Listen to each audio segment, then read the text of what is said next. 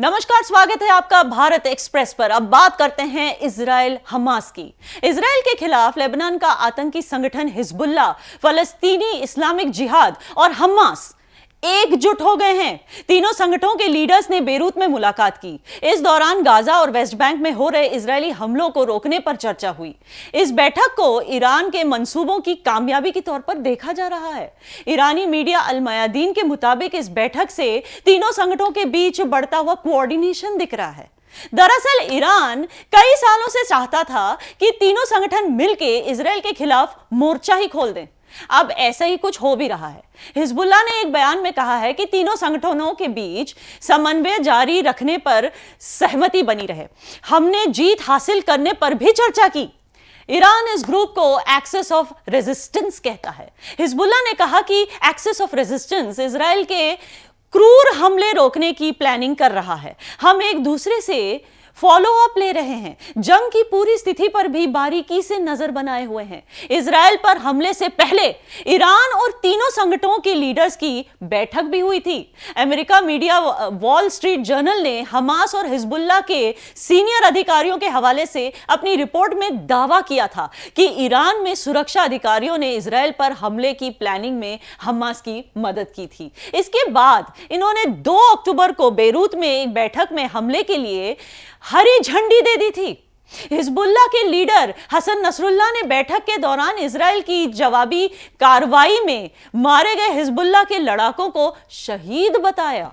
उन्होंने कहा कि हमास के हमले के एक दिन बाद यानी 8 अक्टूबर से हिजबुल्लाह इजराइल पर हमले किए जा रहा है। इसमें 40 लड़ाके शहीद हुए। ईरानी मीडिया अल मयादीन के मुताबिक हिजबुल्लाह के इस बयान से यह साफ होता है कि वो इजराइल हमास जंग में शामिल है।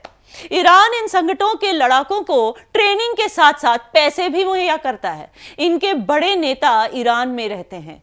इन सभी के ईरानी सरकार से काफी करीबी संबंध भी हैं।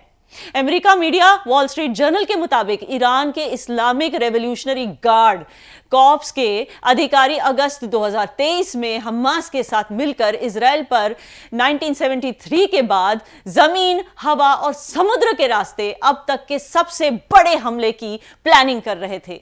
7 अक्टूबर को इजराइल पर हमास के हमले के बाद ईरान में लोगों ने जश्न भी मनाया था।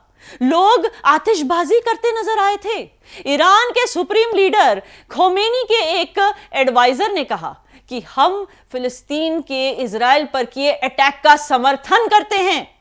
वहीं नाटो देशों के अहम सदस्य तुर्की के राष्ट्रपति रेसिप तैयब एर्दोगान ने इजराइल पर हमला करने वाले फिलिस्तीन संगठन हमास का बचाव किया। एर्दोगन ने पार्टी सांसदों से मुलाकात की और इस दौरान इजराइल पर जुल्म के आरोप भी लगाए। एर्दोगन ने कहा कि मैं इजराइल नहीं जाऊंगा। हमास आतंकी संगठन नहीं है। इसके मेंबर्स आजादी की जंग में हिस्सा लेने वाले मुजाहिदीन हैं। ये अपनी जमीन और नागरिकों को बचाने की कोशिश कर रहे हैं। हम आम नागरिकों पर हमले के खिलाफ हैं, भले ही वो इजराइल क्यों ना हो। इस बीच इजराइल की सेना ने दावा किया है कि हमास के पास 5 लाख लीटर ईंधन है। आईडीएफ के मुताबिक हमास ने गाजा में ही इसे छिपा रखा है। हमास और आइसिस इस ईंधन को नागरिकों से चुराते हैं और इसे अपनी सुरंगों, रॉकेट लॉन्चर और नेताओं तक पहुंचाते हैं। सेना ने कहा है कि गाजा के लोगों को ईंधन की कमी की शिकायत इजराइल से नहीं बल्कि हमास से करनी चाहिए। उनसे ही फ्यूल मांगना चाहिए। दरअसल जंग के बीच गाजा से लगातार ईंधन खत्म होने की खबरें भी आ रही हैं।